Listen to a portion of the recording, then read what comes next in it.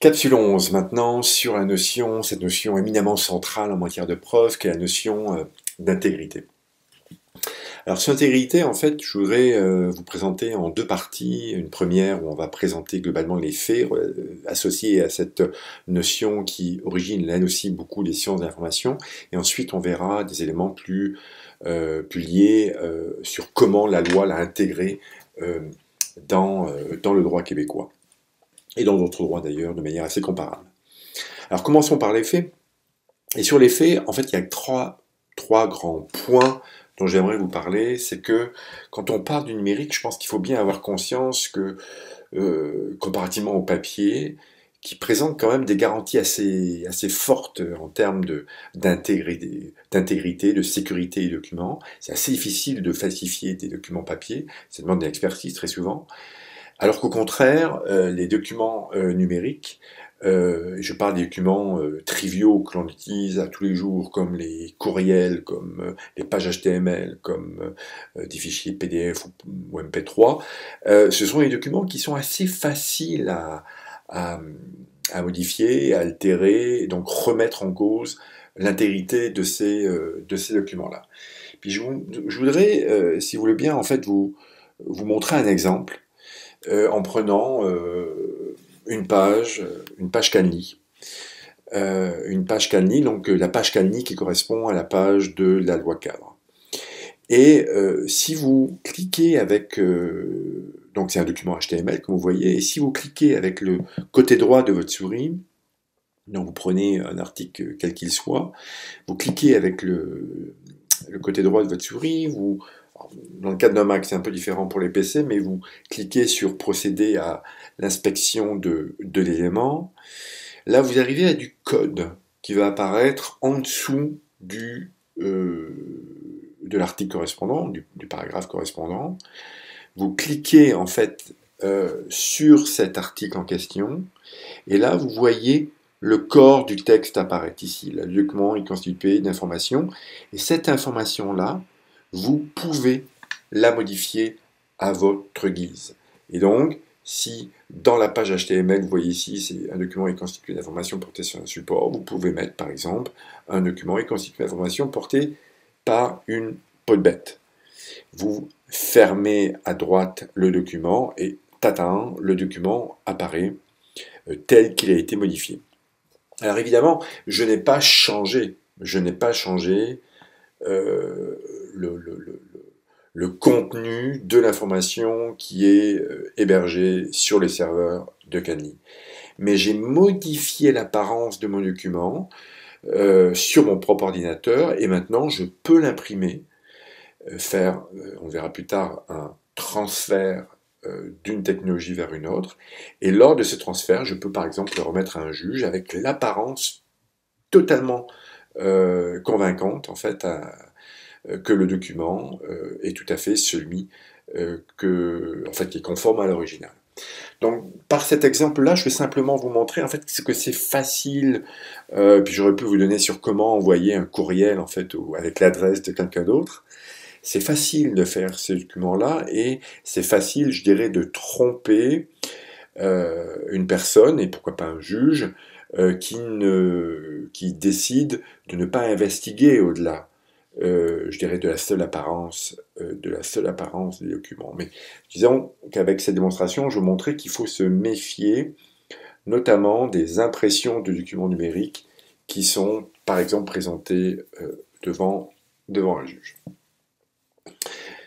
Ça, c'est le premier élément factuel que je voulais vous montrer par rapport à l'intégrité. Le deuxième que j'aimerais évoquer, c'est que, on l'a un petit peu vu dans une capsule précédente, c'est que cette gestion des documents numériques, parce qu'elles sont nouvelles, parce que les supports numériques sont multiples, enfin, les technologies numériques sont multiples, il y a une complexité qui est inhérente, je dirais, au cycle de vie dans lequel on doit respecter ce critère d'intégrité. Et ça, j'aimerais vous le présenter avec deux exemples de jurisprudence ou de manière assez, je dirais, très honnête, en fait, des juges lors d'affaires. Alors, les deux affaires que je vous présentais sont dans le domaine du droit criminel. Les juges sont troublants je dirais, de vérité et disent, écoutez, je ne sais pas comment évaluer ces documents-là. J'ai beaucoup de mal à évaluer la qualité du processus de numérisation qui m'a été présenté. En l'occurrence, il s'agissait d'un procès relativement à des infractions de matériel pédopornographique, et donc les policiers prennent des documents, mais pour les présenter au juge, transfèrent généralement sur un autre support le document en question. Et donc, il faut expliquer tout le cycle de transformation de document pour s'assurer en fait qu'il n'y a pas eu de manipulation évidemment dans le document en question. Et ce qui est intéressant avec cette décision Rennes contre Veillette, qui a occasionné en fait un nouveau procès suite à un acquittement, on va le voir dans ce cas-ci, où le juge, encore une fois, avoue et dit, écoutez, une difficulté importante, c'est que la preuve est fortement technique et met en jeu des questions au niveau de l'étendue de mes connaissances judiciaires qui sont au-delà de mes propres connaissances, moi, juge. Mais il y a plus. Sur la base de la preuve actuelle, je rajoute que je ne comprends pas le sens à donner à certains éléments de preuve. Donc, encore une fois, de manière très honnête, le juge présente sa difficulté à interpréter les documents qui sont présentés. Et il évoque encore son inconfort, et encore plus loin, il dit, au risque de me répéter, je maintiens de très sérieuses réserves sur les explications de l'accusé, mais par ailleurs, la preuve du mystère public m'apparaît défaillante et ne permet pas d'écarter tout doute raisonnable, ce qui va amener, dans ce cas-ci, à un acquittement. Acquittement, encore une fois, il va y avoir une décision, je pense, de la Cour d'appel qui va amener à un nouveau procès dans cette affaire-là. Mais encore une fois, la technicité de la preuve, notamment en lien avec cette capacité de manipulation, cette nécessité même de manipulation pour souvent rendre le document visible aux yeux du juge, ben, c'est un élément de complexité qui est difficile à intégrer dans le cadre de nos pratiques. Même chose dans Rennes contre Travanès, donc Cour supérieure de l'Ontario, où dans ce cas-ci, il s'agissait de personnes qui sont accusées d'extorsion et de vol en fait de bijoux. Et là encore, le juge fait état du gap technologique en fait de la preuve de la couronne entre justement des photos qui étaient prises sur un téléphone cellulaire, un BlackBerry, et qui avaient été ensuite transférées sur un DVD pour être présentées au juge. Donc tout ce chemin de construction de la preuve pose des problèmes au juge, où il dit en fait, encore une fois, qui réfère à ce gap technologique, ce fossé technologique, qui dit qu'il y a donc il y a un problème pour s'assurer que la preuve soit d'une certaine qualité. Il le dit même, quelque chose d'autre que les étapes actuelles sont nécessaires, il faut davantage. Alors dans ce cas-ci, malgré tout, le juge va condamner, sur la base des preuves qui lui sont présentées, va condamner l'accusé. Le troisième élément de preuve, ce que je voudrais dire, et ça je vous en ai déjà parlé aussi, c'est que très souvent la preuve technologique donne lieu à une externalité. Il y a un phénomène de double preuve, c'est-à-dire de documentation externe qui va prouver la qualité du document. Et ça, on le voit notamment dans une décision très intéressante du juge Massol, où il s'agissait en fait dans un litige relativement à un donneur d'ordre qui avait demandé à une compagnie de sécurité, avec un agent de sécurité, de surveiller un chantier. Et à un moment donné, il y a un courriel qui a été envoyé au prestataire de service en disant « s'il vous plaît, veuillez prendre note que vos services ne sont plus requis ». Or, la compagnie d'agence de sécurité, en fait, prétend « je n'ai jamais reçu le courriel le courriel en question ». Et donc, il y a une distinction de preuve entre les deux parties, et la partie qui veut faire la preuve en fait du courriel envoyé, la seule preuve dont il dispose, c'est une copie papier du courriel en question qui est présenté au juge. Et le juge va considérer que la preuve incombe à celui qui prétend. Le juge va dire, écoutez, il me fallait plus, j'ai besoin d'un original. On reviendra sur cette notion. Et cet original, ici, la simple production de l'impression n'est pas jugée suffisante. Euh, donc, un autre élément pour référer à cette notion d'externalité, clairement, c'est dans Bénissi contre Cloda, où je présente rapidement les faits. C'est un conseiller dans le domaine financier euh, qui offre qui donne des directives à un de ses clients, et le client n'est pas content des mesures qui ont été prises par le conseiller et le poursuit pour une perte de revenus. Et pour étayer sa requête, il met en preuve des enregistrements audio de discussions téléphoniques qu'ils ont eues les uns par rapport aux autres. Et dans ce cas-ci, clairement, les juges de la cour d'appel disent, bah, écoutez, il faut des documentations pour expliciter comment, en l'occurrence ici, l'élément matériel a été confectionné. Donc il faut une preuve sur la preuve, il faut une preuve externe, comme c'est prévu d'ailleurs à 2855, on y reviendra, du Code civil, mais l'externalité de la preuve est très clairement établie. Donc voilà, très vitement pour les faits. Maintenant, je voudrais regarder la notion d'intégrité plus au niveau du droit, et 4 points relativement à ça. Le premier, clairement, vous l'avez lu, la loi cadre met un accent prononcé sur la notion d'intégrité. Dans une capsule précédente, je vous ai montré que l'intégrité, en fait, doit être liée à la notion plus large d'authenticité, mais n'a pas voulu ici parler d'authenticité parce que le lien avec l'auteur est identifié dans les articles correspondants du livre 7 en matière de preuve. Mais la notion phare qui apparaît clairement dans l'article 5 et son pendant dans le Code civil 2838 élabore que pour qu'un document puisse valoir preuve, pour qu'il puisse faire preuve, il faut que l'intégrité du document soit consacrée. Et le problème, on le voit bien à l'article 6, on voit bien que cette notion qui est circulaire est éminemment floue, parce qu'en fait, c'est quoi l'intégrité?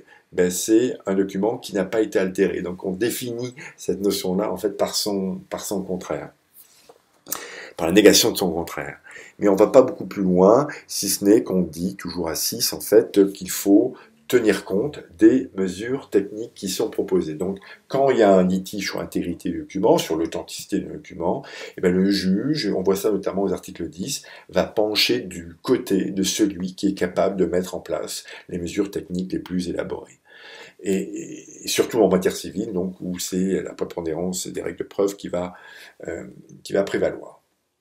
On le voit très bien d'ailleurs dans l'arrêt Bénisty contre Cloda, où les juges, et c'est une première, comme je l'ai un peu mentionné tout à l'heure, disent que ainsi, lorsqu'un enregistrement audio est accompagné de métadonnées et que cette documentation satisfait son tribunal à l'exigence d'authenticité du document, eh bien, dans ce cas-ci, on a une preuve d'authenticité qui est inhérente au document en question. Donc, à plusieurs reprises, la notion de documentation est établie, ce qui est une première et ce qui est une très bonne chose. Ça traduit bien la spécificité associée au numérique. Le troisième point que je voudrais signaler relativement à l'intégrité, c'est l'article 7. Un article 7 qui est éminemment compliqué à comprendre dans la mesure où il est considéré par près d'une dizaine de décisions comme une présomption que les documents numériques sont intègres. Et on le trouve aussi à l'article 2840 du Code civil. C'est une notion éminemment à réformer, en fait, et ce, même si dans Bénisty contre Cloda, on a pour la première fois une explication claire sur cette présomption-là, où on établit clairement que cette présomption ne vaut non pas sur le document complet, mais uniquement sur le support. Donc, en gros, ce que ça traduit, et ce que cette loi voulait traduire, c'est que quand vous voulez prouver un document papier, vous n'avez pas à prouver que le cadre, l'environnement dans lequel ce document papier était géré, vous n'avez pas à prouver ça. Donc, si vous voulez prouver un document papier, vous n'avez pas à prouver qu'il a été dans un coffre-fort, par exemple, d'une certaine qualité. Donc, on a voulu un petit peu faire la même chose avec les documents numériques et on a établi cette présomption de l'article 7. Et ça a été, me semble-t-il, assez bien compris pour la première fois, avec un traitement spécifique dans Bénisty contre Cloda. Malgré tout, je crois que l'on a à se questionner Alors, d'une part, sur la raison d'être de cette mesure, de cette présomption que l'on retrouve à l'article 7, parce que ce serait totalement ridicule d'apporter une présomption aux documents numériques, après ce que je vous ai dit tout à l'heure, que les documents numériques sont éminemment fragiles et peuvent être falsifiés facilement. Donc ce serait complètement ridicule de dire « je présume que ces documents sont intègres » en sachant que ces documents sont faciles à falsifier. Également, la construction de l'article sec avec deux prépositions distinctes est assez compliquée. Alors d'une part, avec cette présomption qui a été associée au document à tort dans plusieurs décisions de justice, près d'une dizaine. Puis la deuxième proposition qui dit, mais attendez, si l'autre partie a prouvé que l'intégrité n'est pas assurée, alors vous pouvez, l'autre partie qui veut affirmer, qui veut utiliser le document, doit faire une autre preuve. Mais si la preuve d'intégrité a déjà été déclaré, enfin, si le document a déjà été déclaré comme étant non intègre par l'autre partie, ben, l'autre partie ne pourrait pas arriver avec d'autres preuves. En tout cas, cette construction, me semble-t-il, est problématique. Un autre élément problématique aussi, c'est qu'il faut savoir qu'en 94, donc de 94 jusqu'en 2001, il y avait une présomption qui existait, mais uniquement pour ce qu'on appelait à l'époque les inscriptions informatisées, mais les inscriptions informatisées qui ont été faites dans le cours des activités d'une entreprise. Et donc ça se comprenait dans ce cas-ci parce que dès lors qu'elles avaient été faites de manière systématique, notamment, dans le cours des activités d'entreprise, alors on pouvait apporter une certaine crédibilité et donc y associer une présomption non réfragable, évidemment, mais malgré tout, il y avait une présomption qui était associée à ce document-là. Ça pouvait se comprendre dans un contexte comme celui-ci, c'est-à-dire fait de manière sans lacune et systématique, dans le cadre des activités d'entreprise, mais pas de manière générale, comme c'est le cas à l'article 7. Donc, me semble-t-il, il y a un véritable besoin de réforme, qui j'espère sera prochain dans le cadre de la loi cadre. C'est sans doute la disposition la plus problématique dans la loi cadre, et peut-être d'ailleurs que cette réforme devrait être associée justement à une situation de celle qu'on avait en 94 dans le Code civil, avant que ce soit modifié par la loi cadre en 2001. Le dernier point que je voulais vous dire, c'est que la notion d'intégrité doit être distinguée d'autres notions, et de trois autres notions que l'on trouve à l'occasion en droit de la preuve. Donc, premièrement, comme je vous l'ai déjà dit, l'intégrité, c'est différent de l'authenticité. En fait, plus exactement, l'authenticité comprend intégrité d'une part, mais aussi le lien avec l'auteur. Donc, l'intégrité est une des deux composantes de l'authenticité.